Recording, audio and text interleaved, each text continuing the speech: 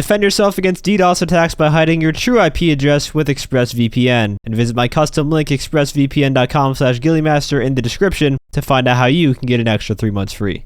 The Railgun is making its way into GTA Online at some point in early 2023, and this is a weapon that has been in single player ever since the release of the PS4 and Xbox One versions, and was always a controversial topic as to whether or not it should come to online and if it would be too overpowered for the online environment or not. Well, with the Los Santos Drug Wars DLC, we now have confirmation via the drip feed that this weapon will indeed be making its way into the online mode as an official weapon that you can add to your arsenal. It's not going to be a part of a mission or anything like that one gun running resupply. You'll just be able to go purchase it whenever they decide to release it. And the way it's going to be added is through this new feature called the Gun Van. It's basically a traveling merchant. Think of Madame Nazar from Red Dead Online, but sells guns instead. There's going to be different spawn points for him to appear at, and he'll have the Railgun for sale at a price of $730,000. And a huge shout out to Florbal for letting me use his gameplay here to showcase the Gun Van. There will be a link to his Twitter down in the description. Now, a lot of people seem to be confused as to how this weapon is going to perform. A lot of people think that it's just going to be overpowered because they're assuming that it's a single player variant of the gun, just in online. People are jumping to conclusions, and rightfully so, I suppose. But it looks like Rockstar have made some balanced decisions so that it doesn't completely break the game. And as someone who is quite familiar with the in-game files for the weapons from previous modding work I've done, I'm going to carefully explain what changes have been made and give my thoughts on it in the end. So the comparisons we're going to be making are of course to the original Railgun from single player, the explosive sniper, and the explosive pump shotgun, with possibly a couple of other weapons or general weapon classes thrown in as well for reference.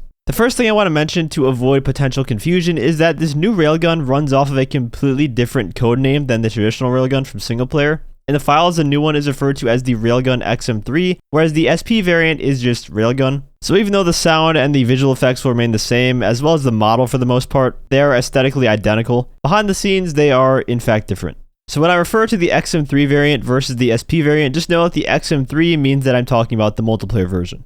The first change between the two is the damage value. The SP has a damage value of 30, while the XM3 variant will do 25 damage, although this damage value isn't the one you're going to want to pay attention to, as this is an explosive weapon, so all of its damage is going to be coming from the explosive tag it has on it, which in this case is different from the SP variant. The SP Railgun does 500 damage and 50 damage at the edge with an end radius or blast radius value of 1.5. And the XM3 variant is nerfed from this, containing an explosion damage of 225 at both the center and edge, with an end radius value of 1. So the damage of the XM3 variant is nerfed by more than half of the original amount. Everything else about the explosive properties remain the same between the two variants though. To compare this to the likes of the explosive shotgun and explosive sniper, both of those have a damage value of 200 and a blast radius of 1. The confusing part here is that we know the explosive shotgun one-shots players and the explosive sniper does not. And just from looking in the game files, I couldn't find anything that would cause a difference in damage, so perhaps something is hard-coded on the Heavy Sniper Mark II explosive ammo, limiting the damage on it. Because it did get a damage nerf a while ago, causing it to be a 2-shot kill. Before that, it was a 1-shot kill. And considering the Railgun does more than those two, it could potentially be a 1-shot, or if it's not, it's definitely going to be a 2-shot, but it's hard to tell at the moment. Next, let's talk about the range. The Railgun XM3 is unchanged from its SP variant here. It has a lock-on range of 40 meters and a max range of 500 meters. The lock-on range is just 5 meters farther than the Pump Shotgun Mark II, 10 meters less than the musket, and 25 meters less than the assault rifles or combat MG. However, this might actually not mean anything because the Railgun XM3 does not contain the weapon flag for locking on while on foot. So if my suspicions are correct here, it looks like you will not be able to lock on to anyone with it while on foot. You'll only be able to use free aim with it. I could be wrong though, as I don't have my hands on the weapon to test it myself, but that's what I'm getting here from just looking at the game files. That max range though is a pretty respectable number. 500 meters gives it a little over 4 times more range than your typical assault rifle or machine gun, and double the range of the musket. But against snipers, it does pale in comparison. Snipers have a max range of 1500. Really though, 500 meters is going to be all the range you need.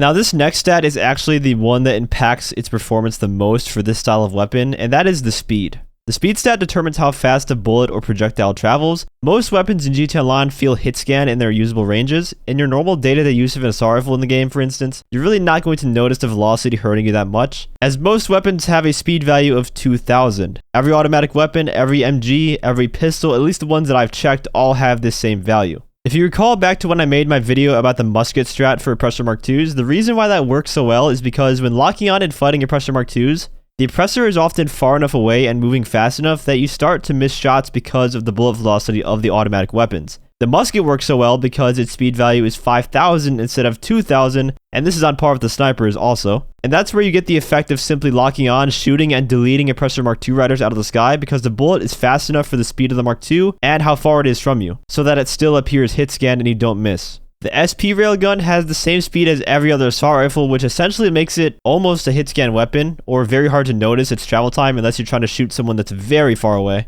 The XM3 variant for multiplayer, though, has this value changed to 750, so the projectile velocity is less than half of what an assault rifle's is, and less than a fifth of what a sniper's is. I want you to think for a moment how you have to aim a tad bit ahead of jets with the sniper in order to hit them at longer ranges, and now picture that, but with the railgun speed less than a fifth of the snipers. In order to hit jets that aren't like right on top of you, you're probably going to need to lead your shot a good amount. It's not going to be this OP insta-kill hit scan weapon anymore. So what I can gather from the game files, the railgun is going to essentially be a less effective explosive sniper with no scope and less range. However, you also won't have to decide between having explosive rounds on your sniper or having regular rounds anymore. So after the railgun officially releases, everyone is going to have some way of dealing with aircraft at close to medium range, probably at all times. And that's going to change the game a good bit, I feel. It's going to give aircraft less power and bring more power to the people on the ground. I can see it being rather effective at dealing with lasers and hydras, as those go down in like 2 explosive rounds right now. Against smaller targets though, like the Mark II Oppressor, the musket will likely remain the best weapon to fight them off, just because trying to hit a small target with a free aim low speed railgun shot might be quite difficult. Now that I'm thinking about this, it's kind of funny how a railgun has less projectile velocity than an actual bullet fired from a gun. Railguns are supposed to be known to be really fast, they're known to fire really fast projectiles, so I guess gameplay balance over realism, you know? I don't think you're going to have to worry about getting insta-killed across the map by this railgun. It's not going to be that powerful. I will of course be doing a full in-depth guide when it does come out with some actual footage of the gun in various combat scenarios, but for now all I can do is give my predictions based on what I see in the game files. If you guys enjoyed the video or learned something useful, feel free to leave a like as well as subscribe to my channel for more GTA Online content. I want to give a huge shout out to all my channel members for your support. If you'd like to become a member for some exclusive perks, you can either use the join button or the link that's down in the description. And as always, thanks for watching, and have a great day.